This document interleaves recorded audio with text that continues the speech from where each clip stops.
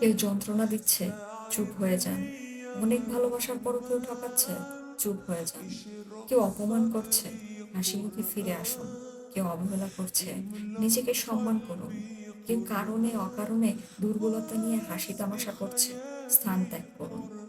কেউ বিশ্বাসঘাতকতা করছে, মেনে নিন। এমন নীরব হয়ে যান যেন সেই মানুষগুলো কখনো আর আপনার শব্দ শুনতে না পায়। তাদের কাছে মৃত হয়ে যান।